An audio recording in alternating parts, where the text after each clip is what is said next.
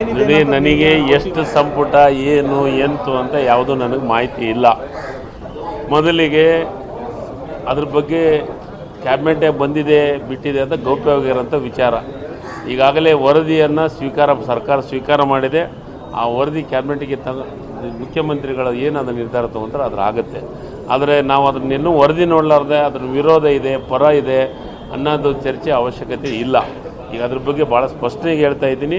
ಅದನ್ನು ಯಾರೂ ನೋಡಿಲ್ಲ, ಅದನ್ನು ಟ್ರೆಜರಿಯಾಗಿ ಇಟ್ಟಿದ್ದೀವಿ. ಆ ಟ್ರೆಜರಿಯಿಂದ ಇವತ್ತು ಅದನ್ನು ಕ್ಯಾಬಿನೆಟ್ ಮುಖ್ಯಮಂತ್ರಿಗಳು ಸೂಚನೆ ಕೊಟ್ಟರೆ ಅದನ್ನು ತರುವಂಥ ಕೆಲಸವನ್ನು ಮಾಡ್ತೀವಿ. ಸರ್, ಕೆಲವೊಂದು ಸ್ಟ್ಯಾಟಿಸ್ಟಿಕ್ಸ್ ಕೂಡ ಹೋಗ್ತಾ ಇದೆ. ಜೊತೆಗೆ ಉಪಜಾತಿಗಳನ್ನು ಸೇರ್ತಿಲ್ಲ ಅಂತ ಲಿಂಗಾಯತರು ಒಕ್ಕಲಿಗರು ತುಂಬಾ ಅಸಮಾಧಾನ ವ್ಯಕ್ತಪಡ್ತಾ ಇದ್ದಾರೆ. ನೀವು ನೋಡಿದ್ರೆ ಎಲ್ಲೂ ಕೂಡ ಸೋರಿಕೆ ಆಗಿಲ್ಲ ಅಂತ ಹೇಳ್ತೀರಿ.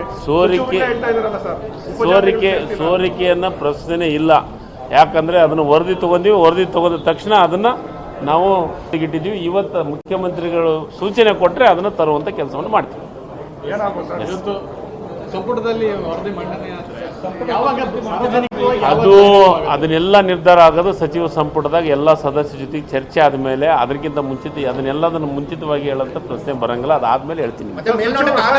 ಸರ್, ಈಗ ಲಿಂಗಾಯತ ಒಕ್ಕಲಿಗ ಸಚಿವರು ವಿರೋಧ ವ್ಯಕ್ತಪಡಿಸಿದ್ರೆ ನೆಕ್ಸ್ಟ್ ಟೈಮ್ ಸರ್ ಮುಂದೆ ಸರ್ ಈಗ ಅದಕ್ಕೆ ಅದನ್ನು ಕ್ಯಾಬಿನೆಟ್ ಬಂದ ಮೇಲೆ ಚರ್ಚೆ ಆದ ಮೇಲೆ ಅದ್ರ ಬಗ್ಗೆ ಮಾತಾಡ್ತೀನಿ. ಸರ್, ಮೇಲ್ನೋಟಕ್ಕೆ ಆಗಲ್ಲ ಅಂತ. ಸರಿ, ಅದ್ರ ಬಗ್ಗೆ ನಾನು ಈ ಸದ್ಯ ಚರ್ಚೆ ಮಾಡೋದು ಅವಶ್ಯಕತೆ ಇಲ್ಲ. ಅದು ಚರ್ಚೆ ಆದಮೇಲೆ ನಿಮ್ಗೆ ಹೇಳ್ತೀನಿ.